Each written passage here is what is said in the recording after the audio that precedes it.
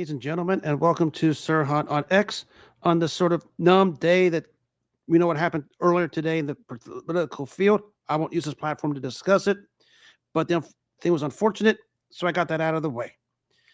Welcome to the show on this 10th of September 2025, as I'm coming to you live from Cincinnati, Ohio, in the United States of America. And just hoping everyone had themselves a wonderful day today. Lots to get to. Massive history in the boxing field tonight. I'll get to it here in a bit. Even a question that's been asked 3 decades later, I'll give an answer to it. But with the NFL season, I've turned my attention to more to some NFL content as well. So I'm going to touch on that here in a second. Lots to get to. Before I get to the picks, topic I just want to throw in here just to get this thing started rolling here a little bit, try to calm myself down, is what's going to take place in Baltimore Sunday. And it's between the Ravens and the Browns. I'll give my pick here in a second. But there's a lot of people in Cleveland who need to look at themselves in the mirror right now. The way you guys have carried yourselves and the way you guys have conducted yourselves throughout the week when it comes to the situation says a lot about you guys as human beings. And it really does in northeastern Ohio. For you guys who don't know, it's the 30-year anniversary of the Ravens moving from Cleveland to Baltimore, and Browns fans and the Cleveland media are all basically triggered to where they start to resort to uncalled for language across their particular platforms, and it's getting other ridiculous. The real scumbags here are not the Baltimore Ravens. The real scumbags here are the Cleveland Browns fans and the Cleveland media, the radio, the newspapers, and the televisions. They're the real scumbags, not the Baltimore Ravens, given how you guys have carried yourselves throughout this entire week. You guys had a tough loss to Cincinnati. I mean, a division rival. We get it. For you guys to carry yourselves like this week says a lot about you as people up there in northeastern Ohio. Now, to remind you, this is the same group out in northeastern Ohio who basically was fine with sending Baker Mayfield out the door for Deshaun Watson, and we know what he did off the field.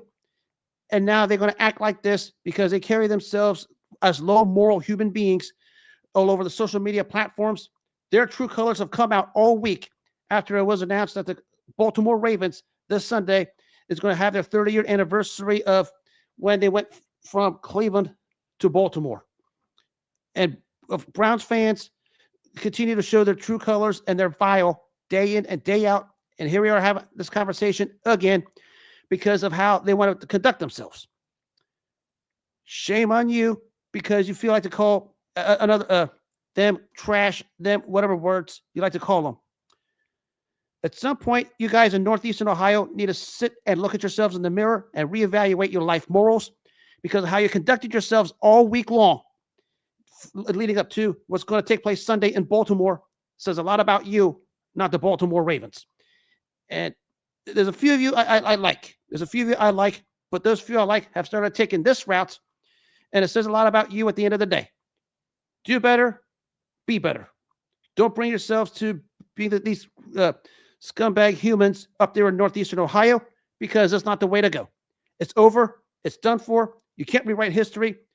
Calling people classless and trash on newspaper outlets and medium radio airwaves and social media isn't going to get you guys anywhere except just expose yourselves as just a bunch of bad people. And that's what's going on in Cleveland all this week. So that's one thing I'm going to go ahead and touch on. Just mix things up. Then we're going to get into the week 2 slate. Week 1, we know everything, everywhere. Good, bad, pretty, ugly. You know, teams get their W's, get their L's, get whatever. Overreaction Monday, but I'm already on to week 2. And I'm going to make my picks tonight. And I'm going to start with what's going to take place tomorrow night. A pretty darn good doozy. Might be a potential playoff preview when you talk about the Green Bay Packers versus the Washington Commanders. We saw what Green Bay did to lock up the Detroit Lions. The defense is just basically lights out when it came to locking up that offense. Going against the standout quarterback, Jaden Daniels, and that offense. And basically, I think it's going to be a pretty darn good one here.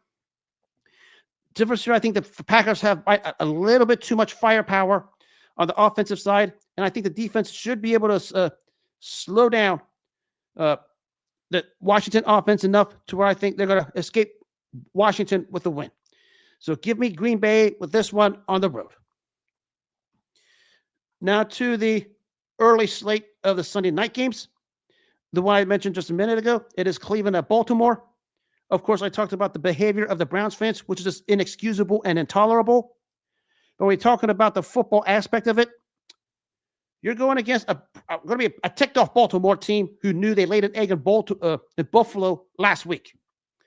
And basically, at the end of the day, Cleveland's defense is going to probably do anything and everything they could to keep this game competitive. It's a division game with that defense who basically did the best they could to clamp the Cincinnati offense.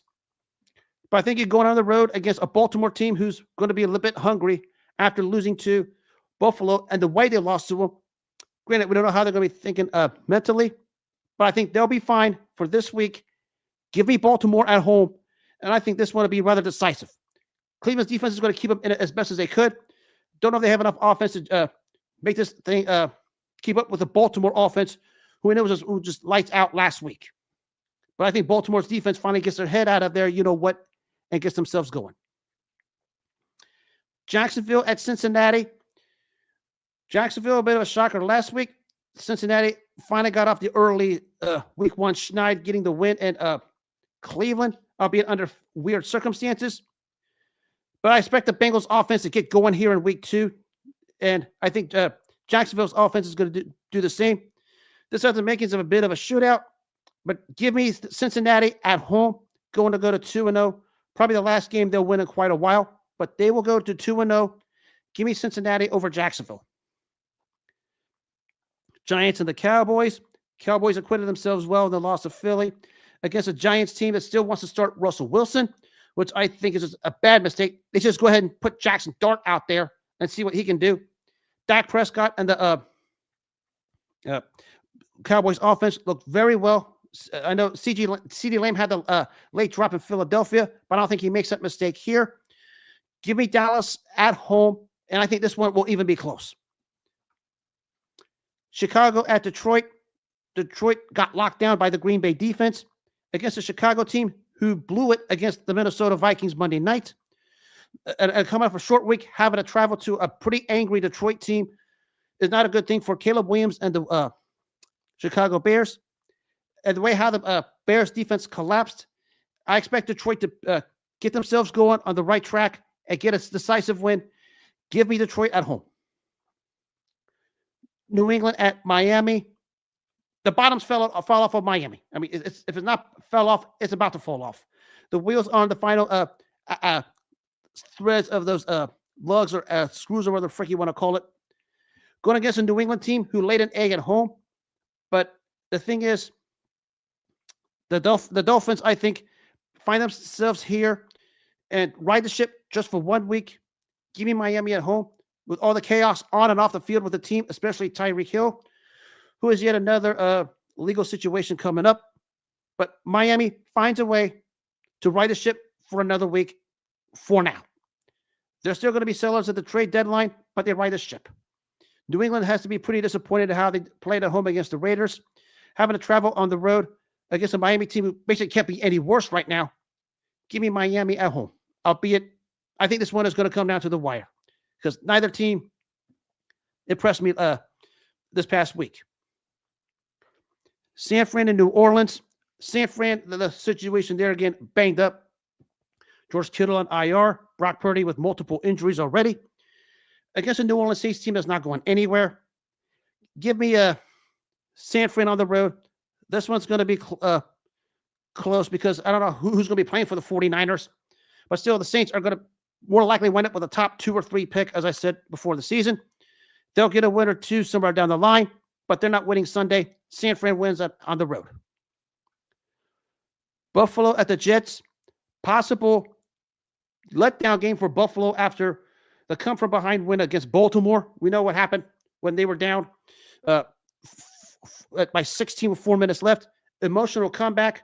Potential letdown against a Jets team, albeit it's a division rival. But the Jets, we know another team is not going to do much. But Buffalo will escape with another win here. But the Jets are going to make it more competitive than people think because the Jets defense has, in recent years, has given Josh Allen some problems. I mean, they've won games, but Josh Allen hasn't looked all that great. But give me Buffalo on the road. Josh Allen finds a way to get this thing done. Who do you like at quarterback? Josh Allen or Justin Fields? Josh Allen, any day of the week and twice on Sunday. 100% no-brainer. Seattle at Pittsburgh. DK Metcalf versus his former team. Steelers had a surprising offensive explosion against the Jets this past week.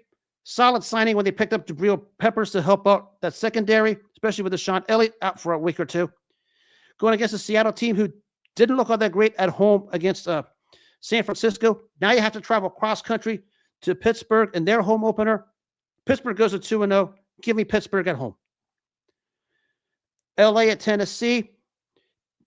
Still a long road for Tennessee, even though they showed some positive signs. I thought Cam Ward showed signs of what he's going to be down the line.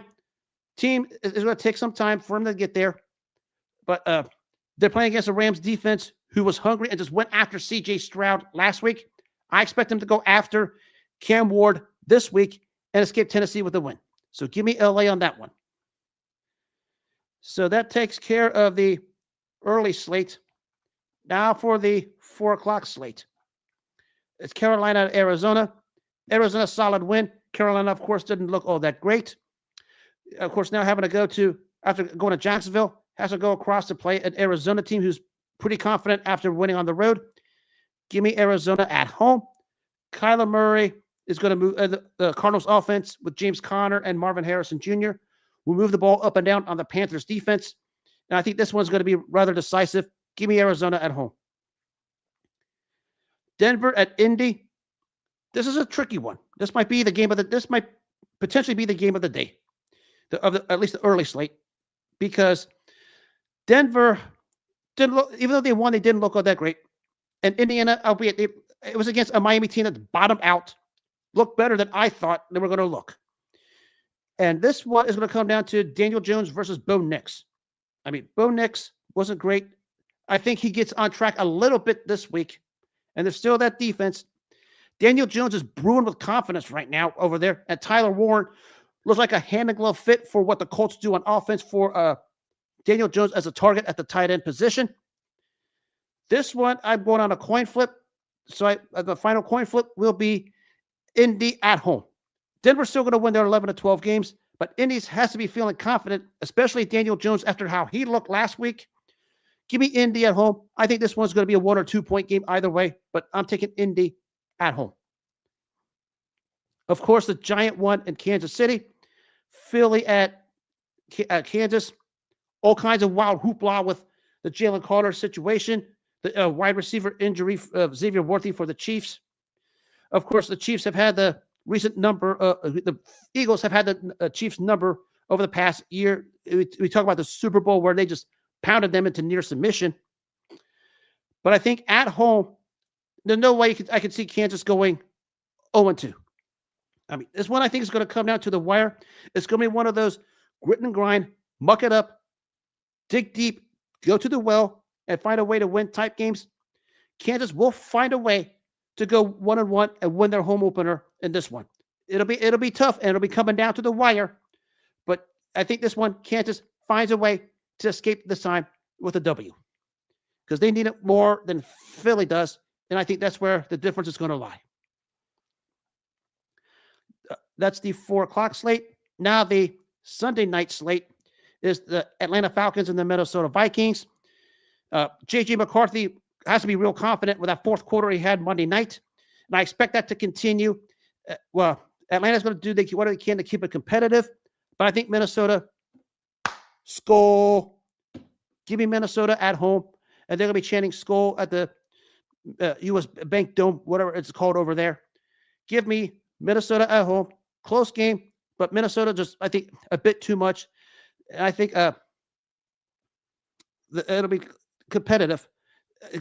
Michael Penix Jr. versus J.J. McCarthy. With the way McCarthy looked down the stretch Monday night I think that confidence rolls over, giving Minnesota at home. And now for the Monday night doubleheader, a good doozy in Houston between Tampa Bay and Houston.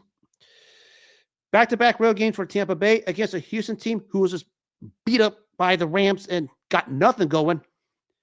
And the offensive line of Houston, again, rearing its ugly head because it nearly got C.J. Stroud killed again.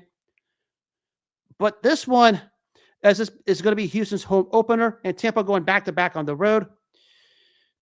I'm going to give a slimmest, and I mean the slimmest nod to Houston because I'm banking on that offensive line regrouping and doing what they need to do to protect C.J. Stroud. The quarterback matchup is a good doozy. C.J. Stroud versus Baker Mayfield. And I had Tampa earlier as my NFC representative to go to the Super Bowl. But for this game coming up on Monday night, it will be Houston winning at home because they needed to get their season going.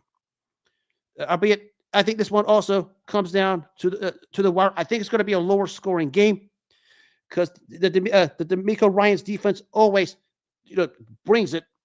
And I expect that defense to do the same thing, to do the best to slow down the offense of the Tampa Bay Buccaneers. Give me Houston at home, albeit by a pinch, 1 or 2 points more than likely. And the closers in Las Vegas with the Chargers and the Raiders. This Raiders, although they did look good against the New England Patriots, are coming home to a team that's basically just brewing with confidence right now with the Chargers. This one, give me it's going to come down to Herbert versus Smith. I'm not the biggest fan of either particular quarterback simply because I don't think you get much out of either guy.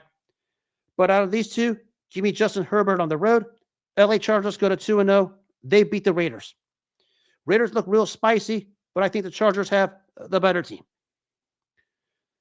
So that concludes my NFL picks. I will replay my picks closer to the weekend for those who missed it. So that covers my NFL segment. Now we touch on the world of boxing and a historical night. And this is, we talk about great trilogies. I mean, the gold standard forever will be Ali Frazier. And of course, there's Holyfield, Bowe, among many others. Maybe the middle of it was the 3-fight series between Muhammad Ali and Ken Norton. And what took place 52 years ago today was the epitome of what this rivalry was in this trilogy, because this was a rematch after Ken Norton broke Ali's jaw and won a unanimous decision the first time. They rematched this time in the out in Los Angeles at the Fabulous Forum.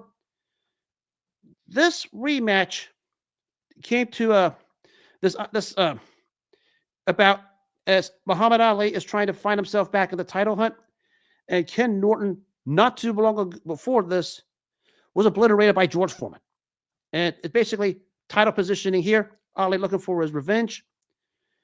So after the rematch, we have this particular fight, and it was a rematch that Ali demanded immediately, and that basically got the fans going with what he usually does.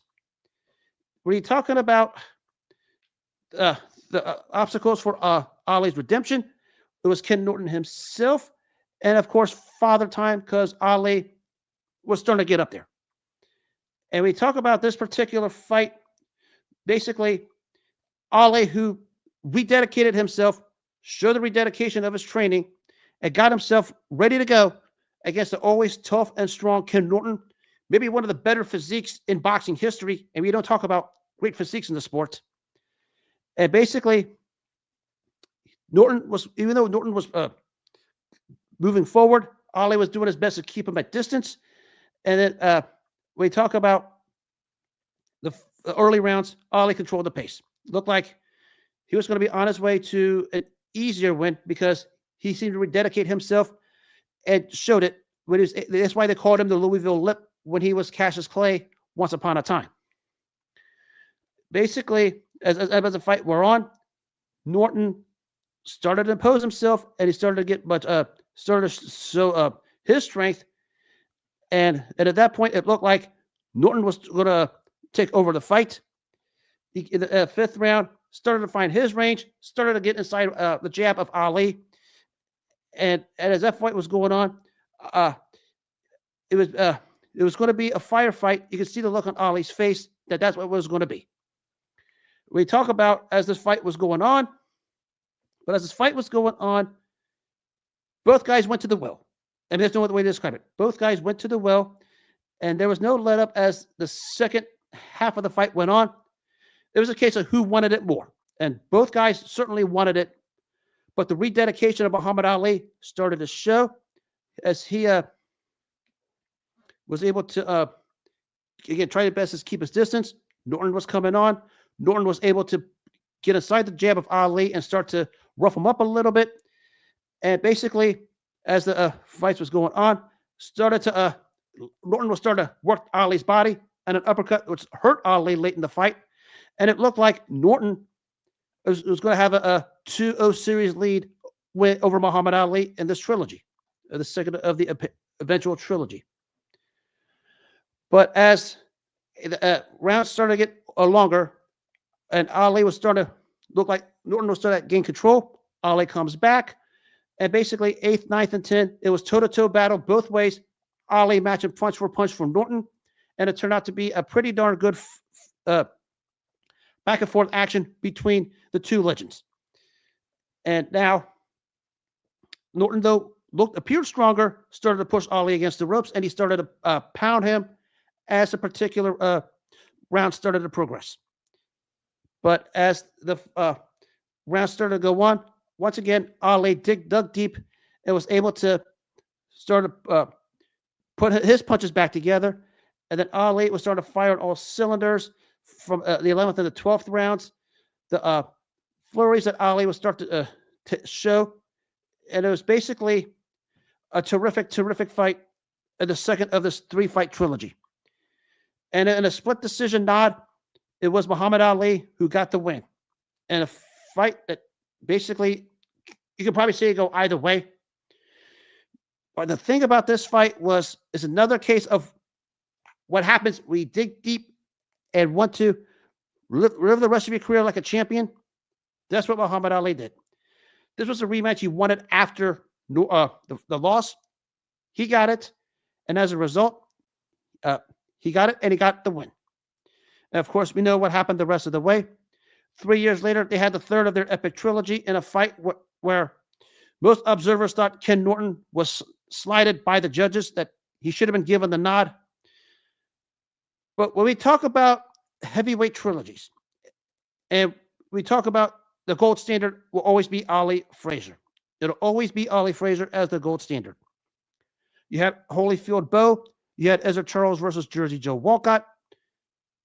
But not far off of those was Muhammad Ali and Ken Norton. And we talk about all-time great heavyweight trilogies. Sometimes it's like this trilogy sometimes gets dismissed, not just in heavyweight boxing history, but in all of boxing history. It was not probably not the level of Ali Frazier, because Ali Frazier was levels over everything else. This one wasn't but far behind it, because it was really evenly matched between two gladiators at the highest level, going to the well, digging deep in the 3-fight series. We know what happened in the first fight. Norton won, broke Ali's jaw. Second fight, a give or take affair as a fight was going on. But Ali went to the well and basically showed his greatness. And of course, the third fight, 3 years in 19, somewhere down the line, where Ken Norton felt he was slighted, and most ringside observers agreed with it. But a terrific trilogy was Muhammad Ali versus Ken Norton. I mean, we can talk about gold standards of trilogies in boxing. The gold standard will always be Ali Frazier. Not far behind it was Ali-Norton. And it certainly was a trilogy that's brought the best out of both fighters. And actually, both fighters beat each other up quite good in this particular series. I mean, you could probably say after the third fight, which Ali started to hit his downturn, and Norton, same with his. But that 3-fight series between Ali and Norton was as great of a trilogy as any of them, and it stacks up with basically all of them. I mean, you talk about Holyfield Bowe, talk about Ezra Charles versus Jersey Joe Walcott, Rocky Marciano versus Jersey Joe Walcott, Joe Louis versus Max Schmeling. In that conversation of heavyweight trilogies or heavyweight rivalries, certainly was Muhammad Ali versus Ken Norton. And 53 years ago today, the people in LA at the Forum was treated to a delight, and it certainly was a hell of a fight. Still debated to this day who they thought really won. From what I've seen and what I've watched on the footage in years past of this fight, I thought Ali went to the well, probably eked it out, but I won't dispute those who thought Norton won it, because you could also make a case that Ken Norton went 3-0 versus Ali, which, if you thought the third fight was Ken Norton's, which everybody does, a pretty comfortable feat for Ken Norton. Down the line, of course, he was given a heavyweight championship under odd circumstances, but at a terrific fight where he lost it to Larry Holmes. Of course, we know the career of Ali after this. Got to fight at the Rumble in the Jungle against George Foreman, where he won that one, and eventually the Thrilla in Manila to include the trilogy with Frazier, concluded the trilogy with Norton, the brutal fight with Ernie Shavers, the 2 wins over Leon Spinks, and that's where, the split with Leon Spinks. I apologize. He split with Leon Spinks, lost the title, won it back in 1978 in probably his last great performance. But it's epitome of what made Muhammad Ali the greatest. Beat you in so many ways. And if he had to go to the well, he went to the well and found a way to go to the well and pull it out. Because that's what great champions do. They don't just rely on one particular, strategy. If they're forced to go to another plan and dig deep in their heart and in their soul to get the win that they deserve, to want it with an extra desire in their heart, Muhammad Ali did it. And that's something nobody talks about with Ali. Everybody talks about him as a flamboyant stylist. The guy had heart. The guy had, the will deep down to want to be great. And I mean deep down. That's why he beat Ken Norton 52 years ago today. And I could point to about 5 million other reasons why he's the greatest, but I could probably put another show for that for another time. But by the way, the 50-year anniversary of the Thrilla in Manila is coming up, so I'll be preparing for that one. And now, on the opposite end of the spectrum, we're going to talk about what took place 32 years ago today at the Alamo Dome in San Antonio. And this was the epitome of what Don King boxing was. It was a night of, actually, the whole night was basically Don King boxing, but it closed out with the fight between Pernell Whitaker and Julio Cesar Chavez in front of 65,000 people. This was a 4.5-year buildup. Actually, if you go back to when Whitaker lost to Jose Luis Ramirez and Ramirez lost to Chavez, and actually, back up, Whitaker was robbed by Ramirez. Jose Luis Ramirez didn't win a round. Ramirez lost to Chavez, and then Whitaker regained got his revenge against Ramirez, and the call out from Whitaker started. And it basically went on for 4 years. We know Whitaker went on to be the undisputed champ. Chavez ascended to the best fighter pound for pound. The dramatic win over Taylor. Whitaker beats Azuma Nelson and becomes the undisputed lightweight champ. And the call-outs started. And it really set off where Don King took Chavez to a rival network where Whitaker was still on HBO. And people wonder, were we ever going to see this fight? Because it felt like it was never going to happen. The fight had, and you don't have to do much building up, because it was what everyone wanted to see. It was one of those fights that had to happen.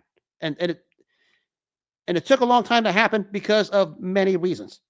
And in the week of the fight, all of those reasons almost reared its ugly head. A mediator had to get involved because of who they want as officials for the fight. And that was settled. Which basically shows you the political control Don King wanted for this particular fight, and almost backfired on him badly, because he pressed for the control. He pressed for the control of this event and pushed hard. And the rival promoter, Dan Duva, pushed hard also.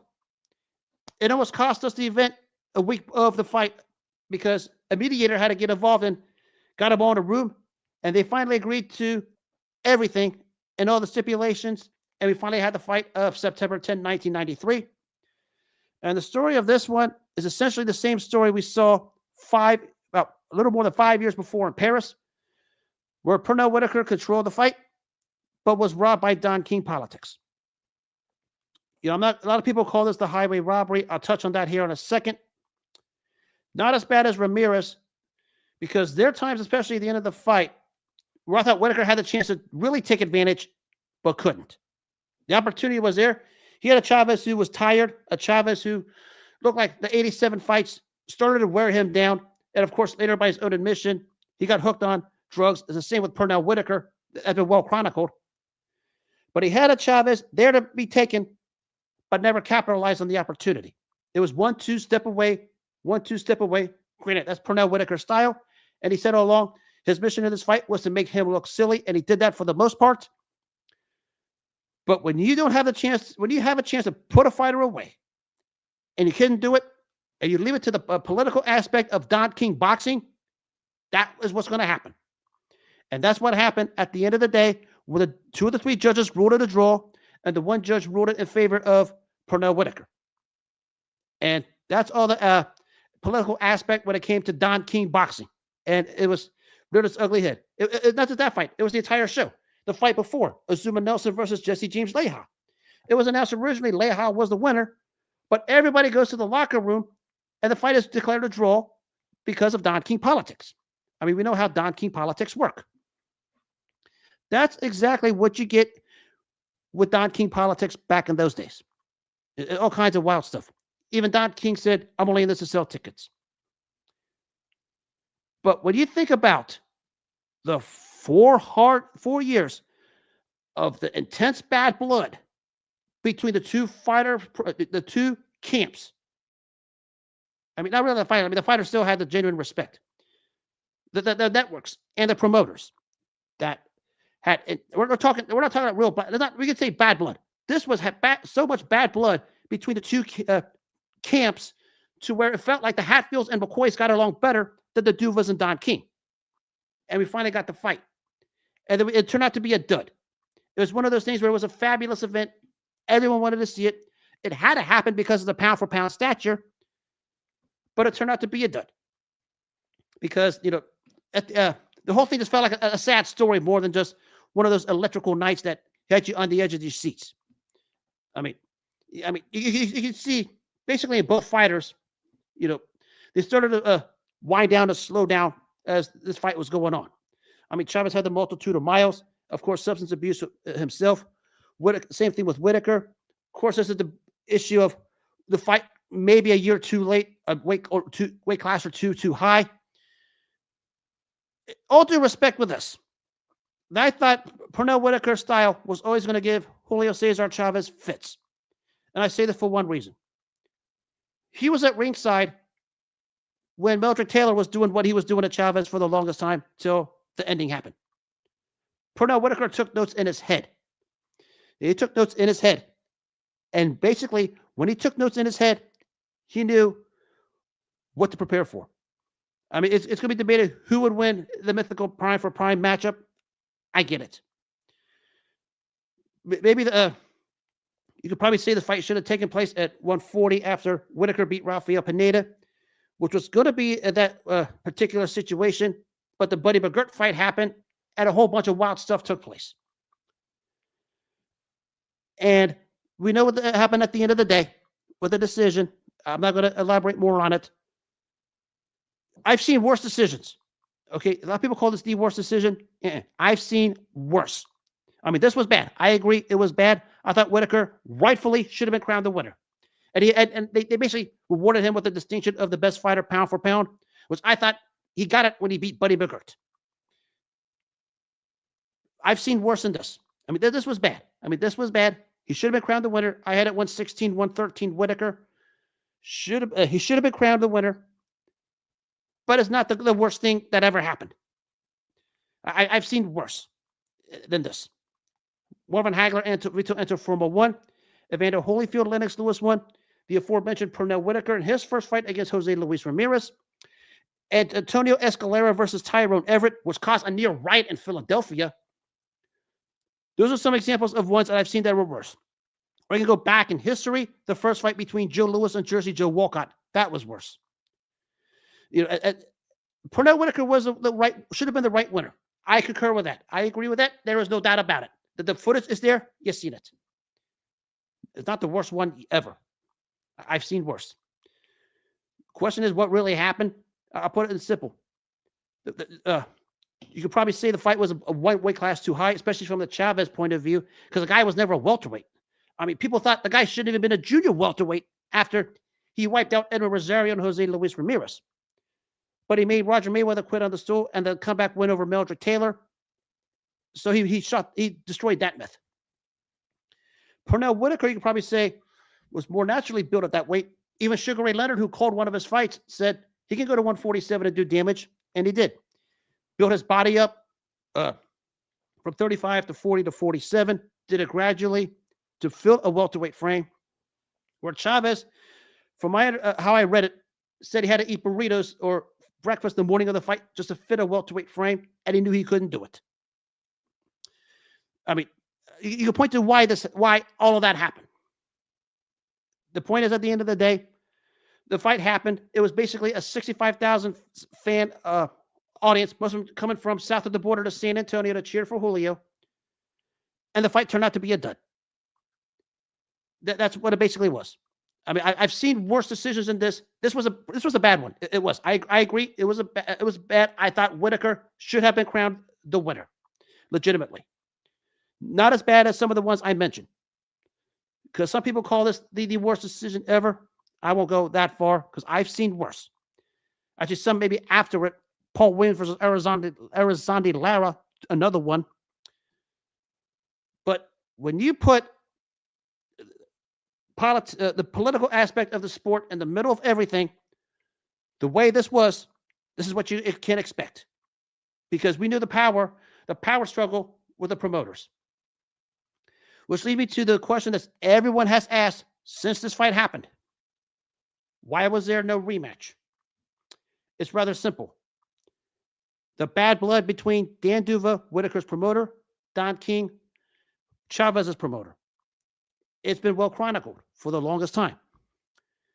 Because it goes back to some point to the bad decision that Wilfredo Gomez got against Rocky Lockridge in Puerto Rico.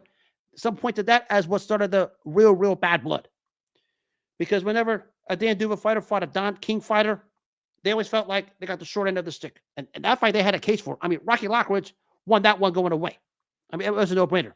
But we knew Don King wasn't going to let Wilfredo Gomez leave Puerto Rico without the championship, and he made damn sure of it. We know this. That's problem number one. Problem, the bad blood between the promoters. Actually, both sides said they want the rematch, but the Whitaker's camp said, we don't want to deal with King. The Chavez camp said, I'm not dealing with the Duvas. That's why there was no rematch. Also, the rival networks, although HBO welcomed Chavez back for a potential rematch. Apparently, there was an $8 million offer, allegedly, which I don't know what happened with it. That's why that didn't take place. But maybe on that particular night, the downfall for both started. And not just Chavez. I mean, Chavez was more well chronicled for many reasons. Whitaker never could get anywhere near close to what he was on that night. Yeah, he won a middleweight title from Julio Cesar Vasquez. It got a great a rematch win over Buddy McGirt in his home backyard, but never had that brilliance of magnificence close to what he was on that night in San Antonio. I mean, he wasn't even close. But because he started to become more vulnerable, easier to hit.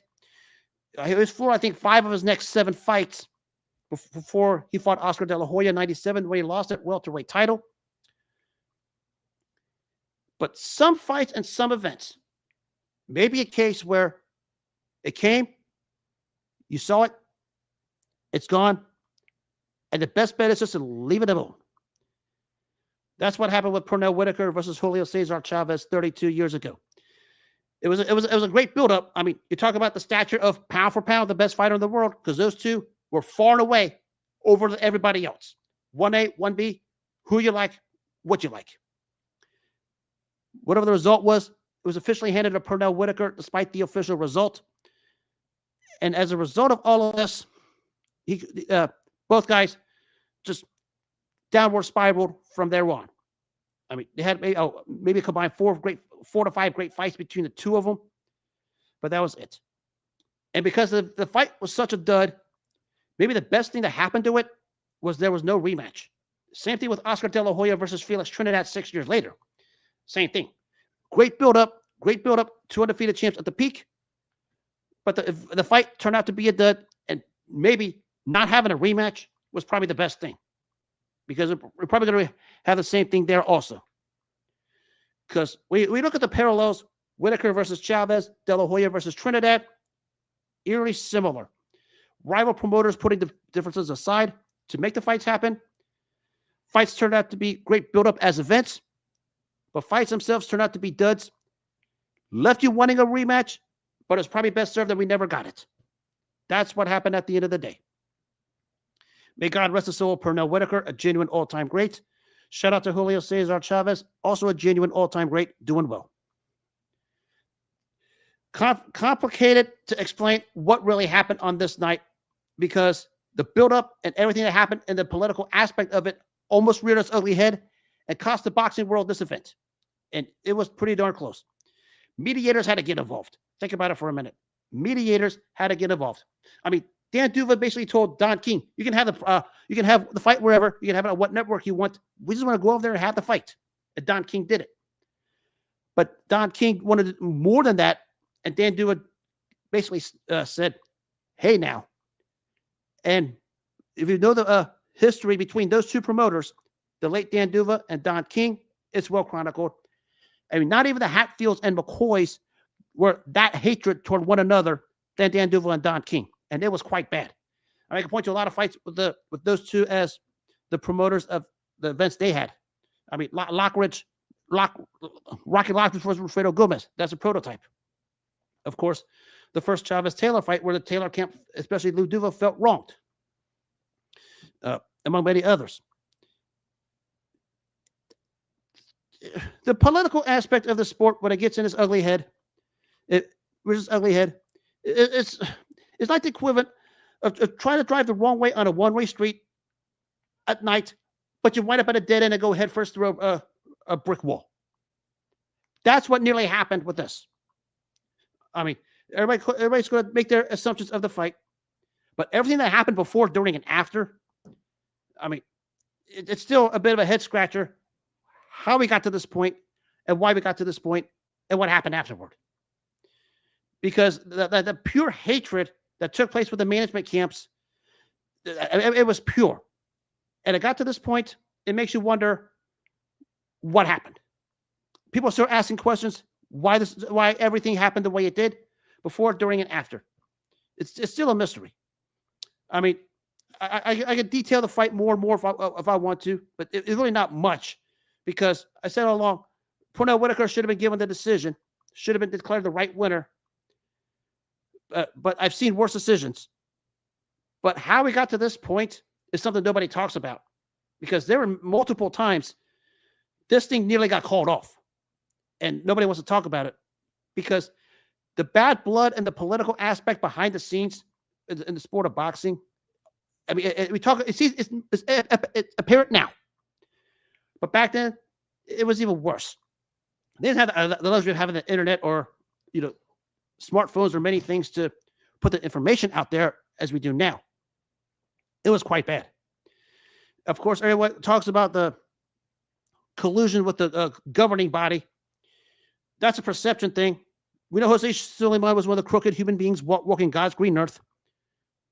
But maybe it's just a case of the people not doing their jobs the right way, not understanding the circumstances the right way. And as a result, we got what we got at the end of the day. Just a great event. Actually, a magnificent sell. We talk about selling 65,000 fans, but a dud of a fight, because that's what it was at the end of the day.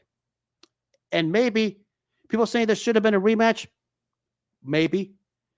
But maybe look at what happened before the fight. We can understand why we're better off never having that rematch, because politics got involved again in the boxing biz before, and it was probably going to get involved in it again after. And both sides said, we're not dealing with the other camp. The fighter said, we'll have it, but we don't want to deal with the other promoter. And they basically backed their word up. And basically, both guys just went their separate ways. And it was probably the best thing. I mean, Chavez still was selling out fights in Las Vegas, Mexico, and the part of California out there. Whitaker was still selling out fights in his home state of Norfolk, Virginia, and Atlantic City in the East. Of course, I traveled to have a fight with Fedor Rivera. I can't remember the country.